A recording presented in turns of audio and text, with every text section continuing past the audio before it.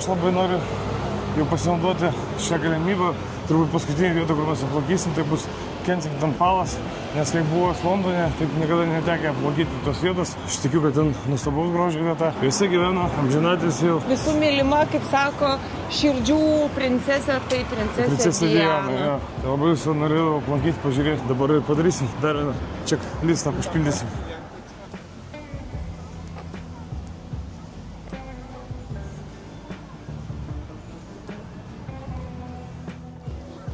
Šiaip tu esi buvęs šitam parke, bet ne iš tos pusės.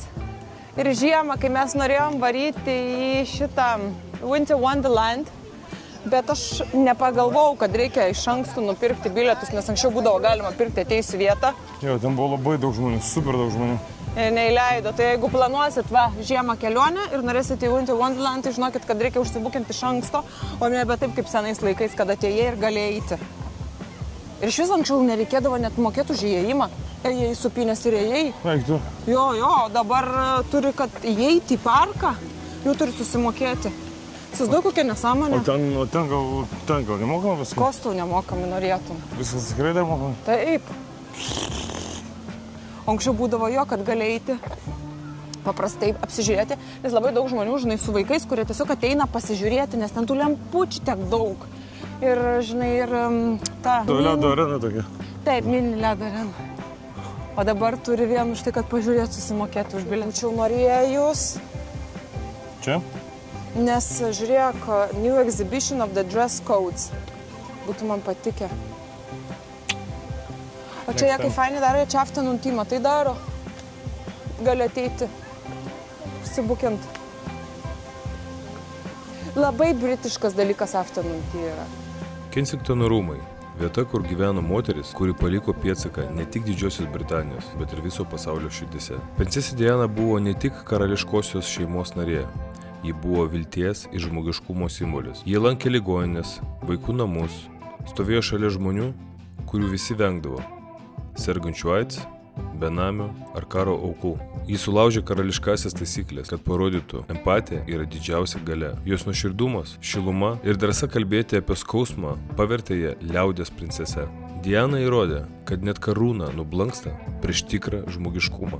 Ir todėl jos atminimas gyvena ir iki šiol. Bet tikrai fainiai čia ateiti į afternoon tea, pažiūrėk, kaip gražu pasėdėti, praleisti popietę, bet mūdu neturim laiko šitiek. Priešais Kensingtono rūmus tyvuliuoja ramus Round Pond ežeras.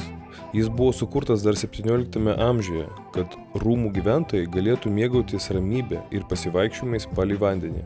Čia dažnai galite sutikti ančių, gulbių ir žmonių, ieškančių tylos vidury šurmuliuojančio Londono. Na, o prie ežero stovi karalienės Viktorijos statula, priminimas apie Didžiosios Britanijos imperijos aukso laikus ir istorinį šių rūmų didingumą. Toliau einame pro South Flower Walk, vienas gražiausių takų prie Kensingtono rūmų. Čia visus metus žydi gėlės, o oras kvepia ramybė ir žaluma. Tai vieta, kur Londono šurmulys tarsi nutyla. Lieka tik paukščių čiulbėjimas ir gamtos grožis, kuris primena, kad net didmiestyje galima rasti harmonijos kampelį. Važiuok. The magic of Kensington Gardens. This area dates back to 700s, when here Kensington Palace was occupied by King George and his wife, Queen Caroline. Labai daug gėlių čia visokių kažkokių skirtinių.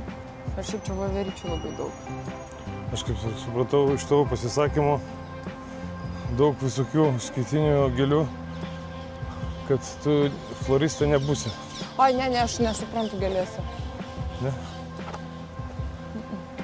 Žalių papugėlių pamatysim. Teisingai, čia žalias papugėlis būna. Toliau eidami parku netikėtai pamatėme Gorilla Circus treniravimosi aikštelę. Tai atvira erdvė, kur oro akrobatai treniruojasi po atvirų dangumi. Koks prikolas, bet jaučiu kaip sunku. Beje, šias treniruotės gali išbandyti tiek patyrę, tiek naujokai. Žygiuojant toliau, mes priėjome prie įspūdingo Albert Memorial paminklo, skirto karalienės Viktorijos vyrui, princui Albertui. Kiek aukso, ar ne? O tarp kitko atsimeni, kaip Deivis sakė, kad čia iš tikrųjų yra auksas. Ir Deivis nemelavo, nes Alberto statula iš tiesų yra padengta tikrų 23,5 karatų auksu. Restauracijos metu buvo sunaudota šimtai aukso lapelių, o visas dengimas siekė beveik $1 milijoną. Aplink patį princą Albertą po didingų memorialo kupolų stovi 4 mažesnės skulptūros. Jos simbolizuoja sritį, kuriomis Albertas skyrė savo gyvenimą. Tai yra menas, mokslas, žemdirbystė ir pramonė. Tai buvo jo aistros ir idėjos, kurios padėjo formuoti Viktorijos laikų pasaulį. Albertas tikėjo, kad pažanga gimsta tada, kai kūryboje ir žinios eina kartu. Būtent dėl jo iniciatyvos Londone įvyko pasaulinė paroda. Renginys, kuris parodė viso pasaulio išradimus ir kultūrą vienoje vietoje. Ir visą šį memorialą vainikuoja auksinė figūra viršuje – tikėjimo angelas, laikantis kryžių. Jis simbolizuoja amžinybę, šviesą ir dvasinę ramybę. Tarsi sargybinė virš šios meilės ir pagarbos istorijų. Jos 23,5 karato auksas spindi kaip priminimas, kad tikros vertybės amžinos. O už šio vidinio rato išoriniuose kampuose stovi dar 4 įspūdingos kultūrinės grupės. Jos simbolizuoja pasaulio žemynus, su kuriais Didžioji Britanija palaikė glaudžius ryšius. Tai Azija su drambliu primenančiu Indijos išmintį, Europa su karve, mokslo ir kultūros simboliu, Afrika su kupranugariu, dykumų kelionių ir atradimų ženklų, o Amerika su bizonu, simbolizuojančiu laukinę gamtą ir naują pasaulį. Kartu jos vaizduoja imperijos siekį apriepti visą pasaulį, ne jėga, o idėjomis ir pažinimu. Padaryk selfie, atsuk ir parodyk, kas tau už nugaros. Už nugaros man. Kas čia už nugaros? Royal Albert Hall. Kas čia vyksta? Ir visokios filharmonijos, ir koncertai, ir taip toliau. Dar nesu matęs šitą. Man labai patinka šitą konstrukcija ir toks architektūriškai labai primena Tailandą. Tailandė daug tokių skulptūrų panašių. O aš norėčiau gyventi South Kensingtone, jeigu man vėl reikėtų gyventi Londone. Kuo mums tai patinka? Kaip ir tu sakai, labai gražu, labai ramu, švaru ir iš vis miesto širdyje, va, netoli parko. Santa, čia nori gyventi, ja? Nu, man patinka South Kensingtone tokie balti namai, ne šitas, ne kaip šitas. O kaip koks? O va, kaip ten irgi su kolonom.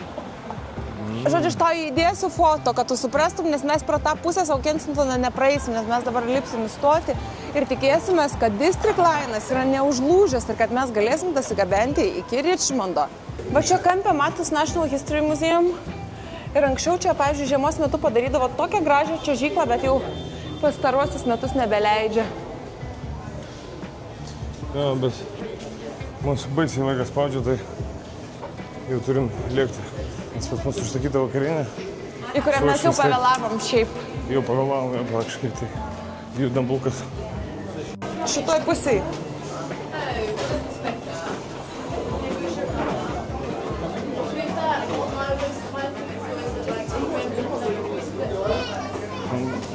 Patinka, kai Santulė tai skuba ir bando išlošti sekundę.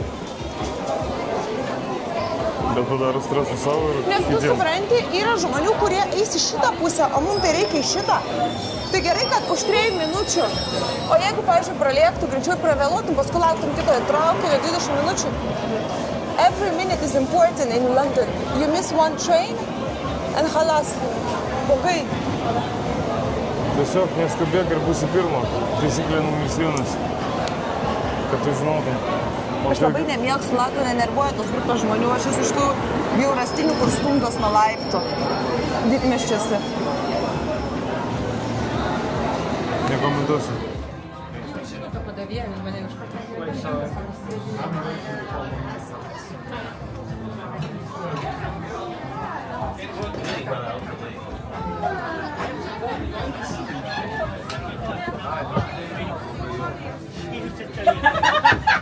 Hello, hello. What's his das? What's his loss? O vakarienėje mes užsukome į Stein Kingston, jaukų vokišką restoraną prie upės. Čia tikra bavariška atmosfera ir mano mėgstama, soti, mėsiška vokiška virtuvė.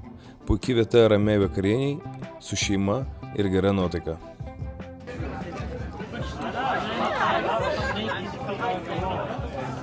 Mano maistas. Papasakok apie Londoną.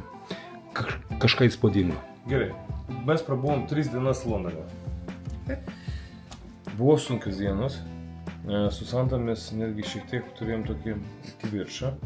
Santa, tai žinai, ta moteriška. Labai buvo nepatenkinta, tai kad mes turim sugadinti savo konceptą, nuo kurio mes norėjom pradėti. Mes norėjom pradėti nuo to, kad mes mėgaujame savo atostogom, mėgaujame savo kelionėm ir mes patys, kur norim, ten pasėdim, ten atsigeriam arbatos, ten atsigeriam kavos, ten pyragėlius valgom, ten kotletukus valgom, ten dar kažką, ten steikiuką, tada sуда ir kažką nufilmuojam tuo pačiu.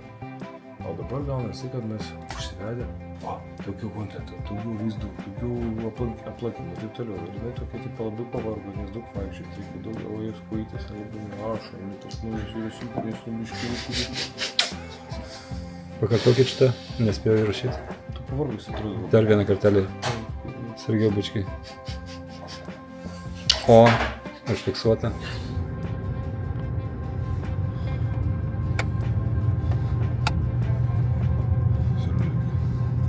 Kelionė namo. Ankstyva. Kelias valandas po problemų. Are you ready to go home? Ir štai dar viena kelionė kupina įspūdžių, gerų emocijų ir gražių akimirkų priėjo galą. Dabar keliaudami namo jaučiamės dėkingi už viską, ką patyrėme. Ir būtent dabar metas pasidalinti tuo, ko visi laukite nuo šios kelionės pradžios.